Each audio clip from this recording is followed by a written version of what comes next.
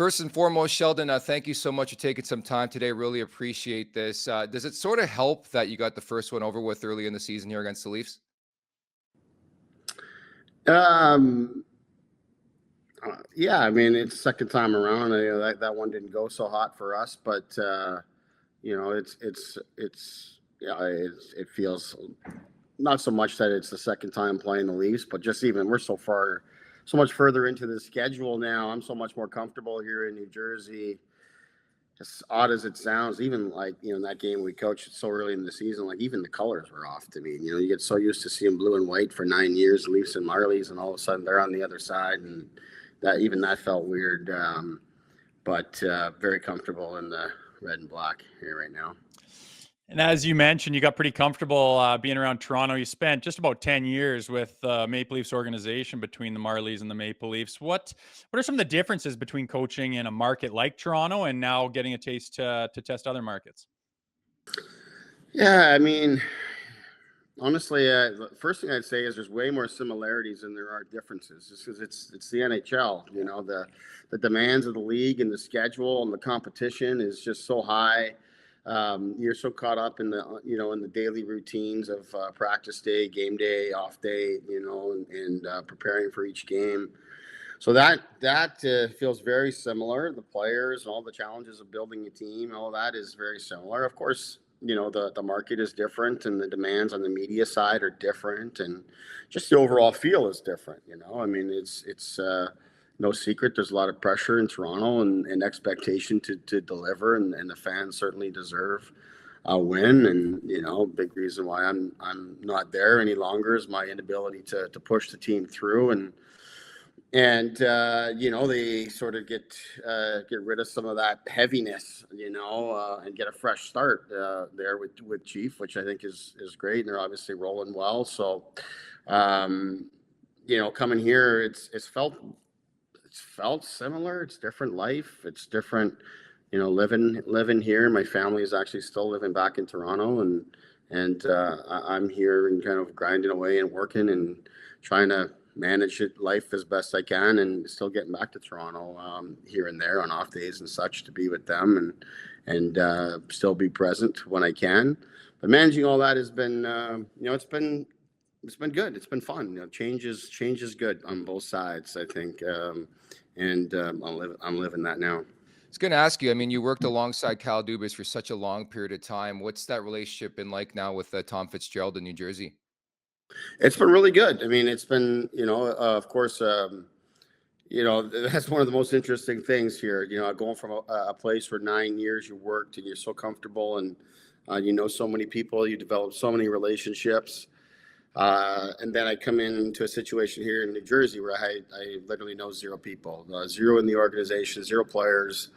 Tom Fitzgerald himself, I had never met until engaging in this process, which, first of all, that was somewhat reassuring on a personal level, that outside of the organization in Toronto, someone I didn't know was recognizing the work being done and believed in me enough to present me with an opportunity such as this. So that in itself was reassuring and makes you feel good. And I think that trust and respect that we have is really helped us get off to a good start with our relationship. And I think we recognize where the team needs to go and are aligned in how to get there. Yeah, and you mentioned you weren't really familiar with the personnel in New Jersey, but I don't think anyone's surprised that you guys are off to a fantastic start under your tenure. With this new group of players that you're coaching, what are some of the strengths that they have, and what are some of the things that you're working on as well? Well, there's no doubt we've got a good mix of guys. I think Fitz really in the offseason addressed some of the areas that needed to be addressed in terms of shoring up the defense and getting more experience there. Same with the goaltending. I think every team is always trying to get better in those areas, but certainly New Jersey, not unlike Toronto, has really been working for years to get that right and make some changes. And Fitz did that. Added some guys on forward as well to sort of, get a little bit bigger and heavier on the wings and stuff like that to complement the high end skill. I mean, Jack Hughes and Jesper Bratt are elite younger players, and have just got incredible ability to manage the puck and make plays, and are electric in so many ways. And then Nico Hischier's, can kind of do it all. He's off to a terrific start here, and been so much fun to watch him. And he's a young captain, but just takes on so much on a daily basis, and found ways to score quite a bit this year, but takes on some very heavy lifting defensively, and doesn't complain or think about it twice. He just goes out and does the job. So we've got lots of different things there, and I think what we really set out to do is be good in all areas of the game. You don't know what the game is going to present. Different things happen, and different things are required in different times throughout a season or throughout a game. We wanted to be in the upper part of the league in all facets, and we wanted to be good at everything. And so far, we like where we're at. As we want to be in the top 10 in goals for, we're there. We want to be in top 10s in goals against, we're there. We want to be good on special teams. We're in a good place there. Even on the physical side of it, we're right at the top of the league in hits, and we're near the top of the league in fighting majors. Like the group is pretty well-rounded, and that's a credit to Fitz and the buy-in of the players. And we've been committed to putting together a good competitive team since day one of camp, and it's been fun so far. And the best part of it is that I go to the rink each day with a long list of things that I want to get better at, and we need to get better at. So we think we can continue to grow here. Your former assistant, Spencer Carbery, is absolutely killing it in Washington. How good does it make you to feel to have, some of your guys really exceed in head coaching roles in this league? Yeah, I'm so happy for Spencer, except the fact that he's thriving in our division. I don't love that, but he really had. We've already played Washington 4 times. In fact, we don't play them again in the regular season. We're already done with them, and having to play a team of that caliber 4 times already this part of the year was not easy on us. We were fortunate. We won 2 of them, lost 1 in overtime, and lost the final 1 in regulation just last week, but.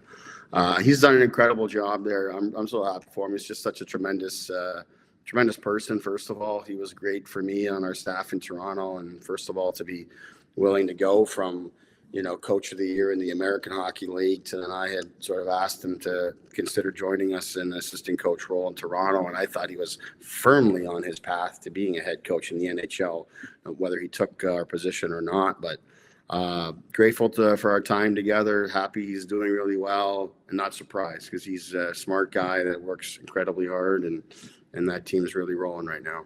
Mm-hmm. Matthew Knies is a name that comes up on our show a lot as a guy that's just been a force on this Maple Leafs roster. You were there for a front row seat and to help get this kid into the league and, condition him to making that big step from NCAA to the National Hockey League. What is it about him that's able to make such a huge impact in such a short amount of time?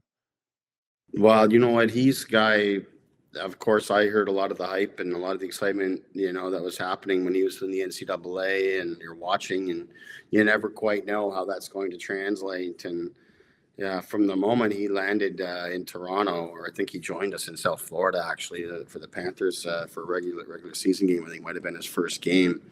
But I was just so impressed with this guy's ability to skate, play at such a high pace with such strength and power. But he also has, to me, there's a real separator. Some players to have the ability to what I call kind of connecting, their mind, their hands, and their feet, like their brain, their hands, and their feet. Like things can happen at such a fast pace where he can see things and connect things, make plays at his size and strength. Not a lot of guys can do it. Austin Matthews at that size does it at a level that very few can, but Matthew Knies has got that. And I described him when he arrived as a game changer for us, just because, we were looking for so long for a left winger that could come in and solidify that group. And last season, I think he, it was like a lot of first-year players is kind of figuring it out and learning the league and learning how to play over 82 games. But if you look back, even that first playoff when he joined us fresh out of the NCAA, I mean, I wish I could have 2 or 3 of them. I was trying them on different lines and playing on the top line, playing him on the checking line, just trying to utilize his skills. And we lost him in that Florida series. That was a big deal. and that was a credit to him despite his inexperience. I think he's an incredible young player that, as you're already seeing, is a real game changer to the lineup there. Sheldon, what about Fraser Minten? Game after game after game, he impresses and he impresses. And if you recall, I mean, I don't want to say he came out of nowhere, but he was a surprise to make the team last year. What do you see in that kid? Very similar in terms of impact. Like, you get to spend some time with Fraser Minten. First of all, he's just a super kid, and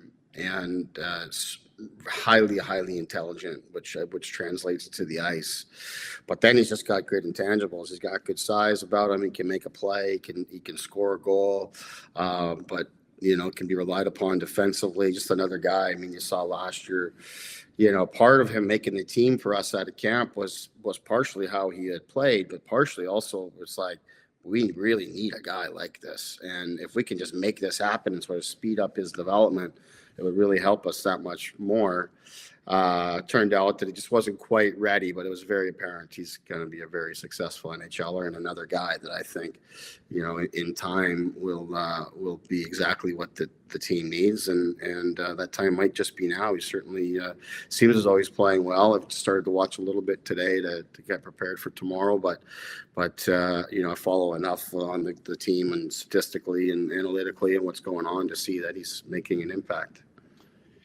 Right now, the Toronto Maple Leafs are blessed with this goaltending tandem of Stolars and Wall, who have been fantastic. You didn't exactly have a tandem like that during your tenure in Toronto, but now with the New Jersey Devils, you have Jacob Markstrom and Jake Allen, who are a fantastic duo as well. How much of a difference is it to have two guys where you can absolutely rely on both of them at any point in the season? Yeah, I think it's really important. It's becoming more important.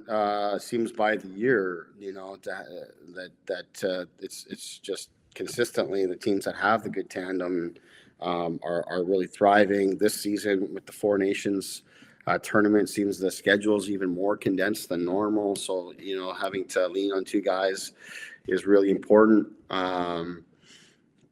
But yeah, I mean, it's the backbone of your team. And so Leafs have had, if not the best goaltending in the league, very close to it, no matter who they put in the net. So that gives them a chance every night. They're clearly doing a great job in defending in front of them as well. But, those guys are helping put an extra couple points in the bank for you, and giving you that confidence to go out and play. And it's been similar for us.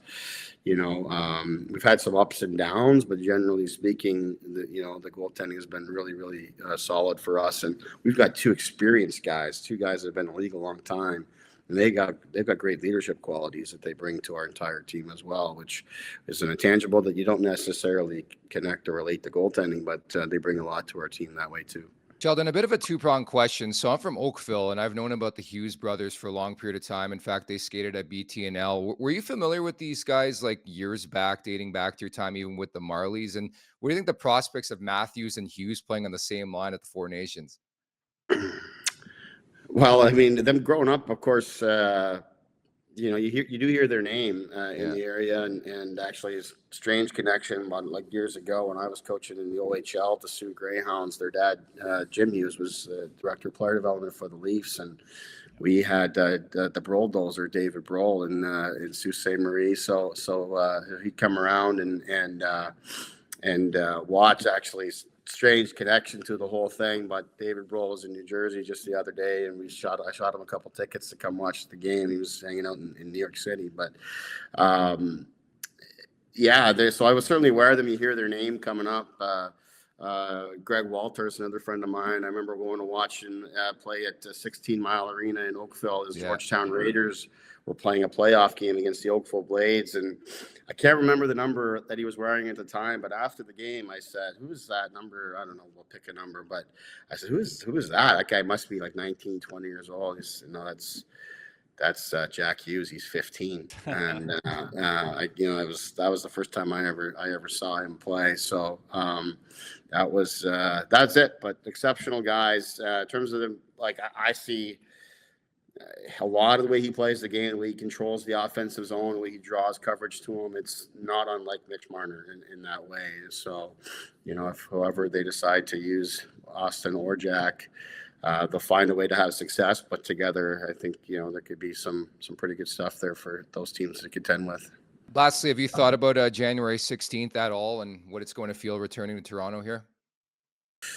Haven't thought about it much, quite honestly. I know it's on the calendar as a chance for me to get home, and I mean, I got nothing but love for the people in the organization. I was given such an incredible opportunity there, from Larry Tannenbaum to Brendan Shanahan, all the way through, and even to keep me there beyond, Kyle Dubas leaving and have another crack at it last year. So I'm truly grateful for the people there, and there's so many wonderful people in the organization that I've got relationships with that treated me so well. In fact, the Leafs are in town here. I'm going to get off here and go and meet up and have some dinner with some of the folks on the coaching staff that I had worked with there. That you just have these connections. You work with these guys every day. In so many cases, you're spending more time with these people than you are your own family in the season. And I'm happy that the team has continued to press along and do even better, and wish them nothing but the best, except for tomorrow night or anytime we meet up. But it's going to be great. It's going to be different being on the other side. Never coached on the other bench in that building, whether it was Leafs or Marlies, and that's going to be different. But I think there's a lot of hockey to play between now and then, including tomorrow night. We got to sort out our play in our own building first. You've been a class act since day one. You're an exceptional NHL coach, Sheldon. I can't thank you enough for your time today. Really, really appreciate it. My pleasure, guys. Take care. Thank you. Make sure to check out more of our content right here on the Leafs Nation YouTube page. We got long form interviews. We got clips. We got epic rants by Jay Rosehill. We simply have it all. And don't forget, you can find out much more at theleafsnation.com. Thanks so much for watching.